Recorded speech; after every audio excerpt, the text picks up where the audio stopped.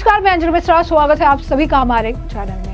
Indus water treaty को लेकर बौखलाई महबूबा मुफ्ती को उमर अब्दुल्ला ने दिया करारा जवाब, जमकर लताड़ा।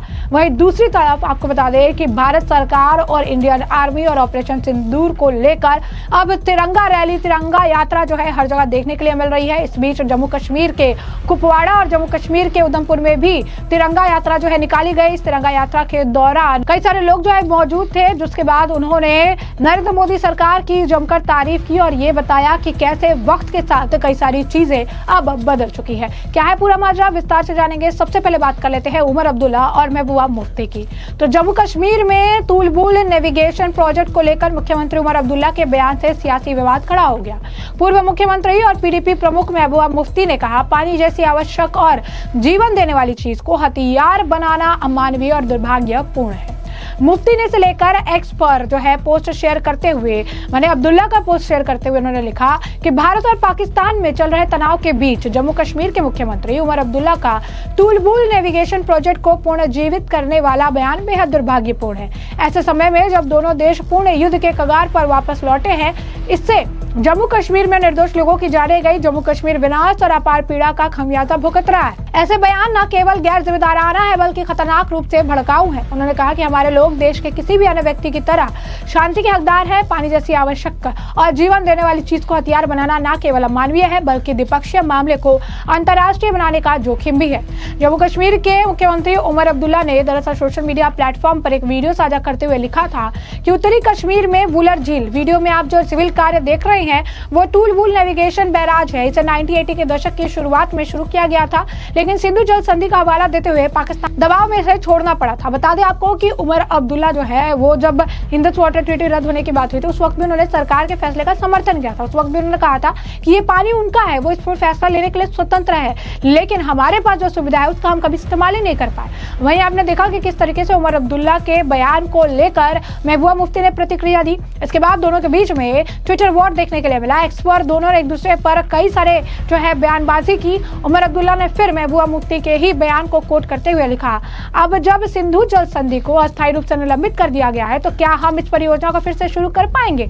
इससे हमें नेविगेशन के लिए झेलम का उपयोग करने की अनुमति मिलने का लाभ मिलेगा। इससे डाउनस्ट्रीम बिजली परियोजना के बिजली उत्पादन में भी सुधार होगा, खासकर सर्दियों में। वही मुफ्ती के बयान पर उमर अब्दुल्ला फिर लिखते हैं कि वास्तव में दुर्भाग्यपूर्ण बात यह है कि सस्ती लोकप्रियता पाने और सीमा पार बैठे कुछ लोगों को खुश करने की अपनी अंधी लालसा के साथ आप यह स्वीकार करने से इनकार करती है कि IWT जम्मू कश्मीर के लोगों के हितों के साथ सबसे बड़ा ऐतिहासिक विश्वासघात है। मैंने हमेशा इस संधि का विरोध किया और मैं ऐसा करना जारी रखूंगा। एक स्पष्ट रूप से अनुचित संधि का विरोध करना किसी भी तरह से युद्धमादन नहीं है। ये एक ऐतिहासिक अन्याय को ठीक करने के बारे में है जिसने जम्मू कश्मीर के लोगों को अपने पानी का उपयोग करने के अधिकार से ही वंचित कर दिया। वहीं फिर मुफ्ती ने उनके बयान को कोट किया। वो लिखती हैं, समय बताएगा कौन किसको खुश करना चाहता है। हालांकि ये याद रखना जरूरी है कि आपके आदरणीय दादा शेख साहब ने सत्ता खोने के बाद 2 दशक से ज्यादा समय तक पाकिस्तान में विलय की वकालत की थी, लेकिन मुख्यमंत्री के रूप में फिर से बहाल होने के बाद उन्होंने अचानक भारत के साथ गठबंधन करके अपना रुख बदल दिया।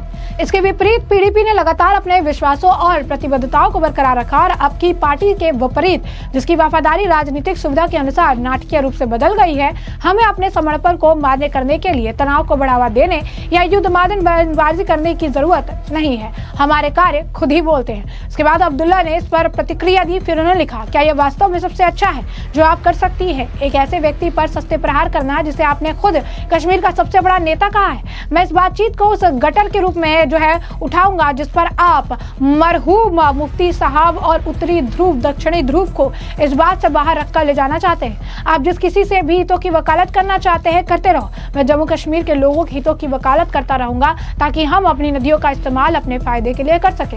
मैं पानी को रोकने वाला नहीं हूँ, बस अपने लिए इसका ज्यादा से ज्यादा इस्तेमाल करूंगा।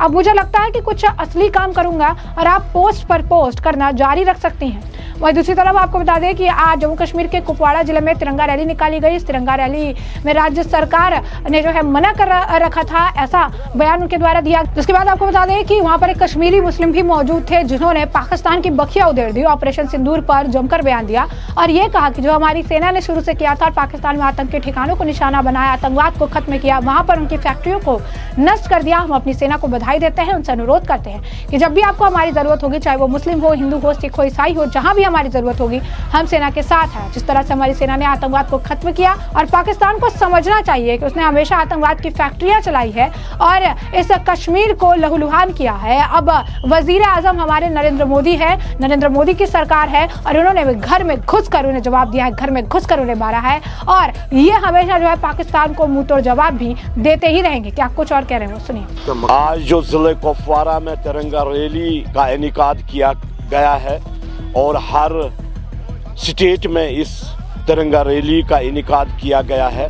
जो ऑपरेशन सिंदूर हमारी सेना ने लॉन्च किया था और पाकिस्तान में आतंकवाद के ठिकानों को जो निशाना बनाया गया और आतंकवाद की फैक्ट्रियों को वहां पे तहस नहस किया गया, हम अपनी सेना को मुबारकबाद देते हैं और इनसे गुजारिश करते हैं कि जब भी आपको हमारी ज़रूरत पड़ेगी, चाहे वो मुसलमान हो, हिंदू हो, सिख हो, ईसाई हो, हम फौज के साथ है जहां पे भी इनको हमारी ज़रूरत होगी।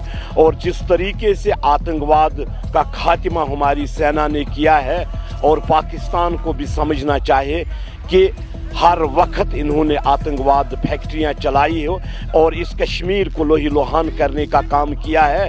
अब वजीर आज़म हिंद नरेंद्र मोदी जी की सरकार है, इनको घर में घुस के पाकिस्तान को समझना चाहे कि इन आतंकवादी फैक्ट्रियों को बंद करना चाहे और जो वहाँ पे माली हालात खराब है, उनके नौजवान ड्रग्स में इन्वॉल्व है, आतंकवाद में इन्वॉल्व है, उन पे गौर फिक्र करें, न कि पाकिस्तान में इन आतंकवाद फैक्ट्रियों को चलाए।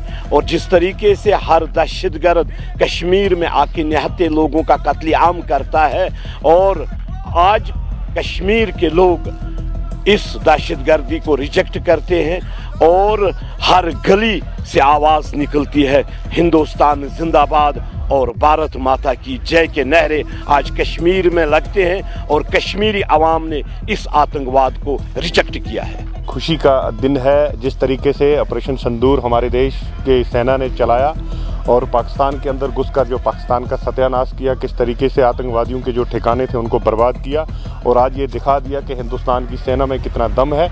और उसी के साथ चलते हुए आज हम ये दिखाना चाहते हैं कि पूरे हिंदुस्तान के लोग और ख़ास करके ज़िला कुपवारा के लोग जो हैं ये 24 घंटे जो हैं अपनी सेना के साथ खड़े हैं और कंधे से कंधा मिलाकर खड़े हैं। आज यही एक पैगाम जो है हम पाकिस्तान को देना चाहते हैं कि कश्मीर का बच्चा जो है वो दिल से ही जो है अपने वतन से मोहब्बत करता है और वतन के साथ मोहब्बत रखता है। जो लोग आप पहले कहते थे कि कुछ गिने चुने जो लोग थे आपके टुकड़ों पे पलने वाले, वो भी यहाँ ख़त्म हो चुके हैं।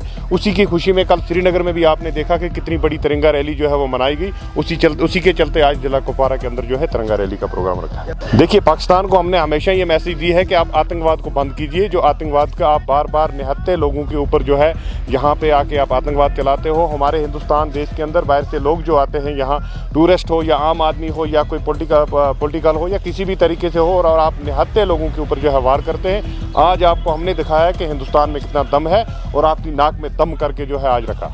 देखिए, सीज़ फायर का मसला जो था, सीज़ फायर तो हुआ दोनों तरफ हुआ देश की तरफ से, लेकिन हमारा यहाँ तो अल्लाह ताला की मेहरबानी हुई और हमें तो जो बड़े बड़े दावे करते हैं न्यूज़ चैनलों पर, टीवियों पर, वो बिल्कुल खोखले दावे हैं। यहाँ बिल्कुल सब सेफ थे, हल्का फुल्का थोड़ा बहुत हुआ था, लेकिन हमारी यहाँ की एडमिनिस्ट्रेशन ने और यहाँ की गवर्नमेंट ने अपने तमाम लोगों को जो है बिल्कुल सेफ तरीके से लाया और सेफ तरीके से रखा और जितनी भी उनकी मुश्किल। तो साथ ही साथ आपको बता दें कि जम्मू कश्मीर के उधमपुर में भी इसी तरीके से जो रैली देखने के लिए मिली है, क्या कुछ वहां पर भी कहा जा रहा है, किस तरीके से ये तिरंगा यात्रा निकाली गई है, जरा देखिए। ऑपरेशन सिंदूर जो है आप सिर्फ हमारा स्टेट ही नहीं, पूरा भारतवर्ष और उसके बाद पूरा संसार जानता है कि किस प्रकार से भारत के हमारी तीनों सेनाओं ने, आर्मी, एयरफोर्स और नेवी, किस प्रकार इन्होंने घुस करके पाकिस्तान के लास्ट से लास्ट एरिया तक जाके उनके जितने भी एयर बेसेस थे उनको सबको तबाह किया है। और वो जो लोग जो है जो कार्रवाई कहते थे कि हम जहां छुप जाएंगे वहां छुप जाएंगे, उनके लिए इस मातृभूमि के ऊपर छोड़ो पूरे संसार की भूमि के ऊपर रहने के लिए कहीं जगह नहीं मिलेगी। थोड़ा सा इंतजार है और हम अगले टाइम का इंतजार कर रहे हैं कि कब वो वक्त आए कि अगला टाइम खोले। एक बार करके तो देखें, अगली हिमायत हम देखना चाहते हैं, उसके बाद देखेंगे कि क्या होता है। और ये ऑपरेशन सिंदूर जो है एक बिल्कुल सक्सेसफुल ऑपरेशन था। ये सिर्फ जो उग्रवादी हैं, जो मिलिटेंट हैं, उनकी कार्रवाई के खिलाफ था। हमारा इंतजाम जो था वो कहीं जाके पीओके जहाँ बाकी उनके सिविल इंस्टॉलेशन या आर्मी की इंस्टॉलेशन के ऊपर जाके कोई हमला करना नहीं था। ये सिर्फ जो उनके बेसेस हैं, जो मिलिटेंट बेसेस हैं, उनको तबाह करना था। और जो कि हमारी तीनों सेनाओं ने बिल्कुल ठीक ढंग से अपना ऑपरेशन करके उसको कामयाब बनाया। जय हिंद। तो प्रधानमंत्री जी ने और हमारी सेना ने उनको बताया है कि सिंदूर की कीमत क्या होती है।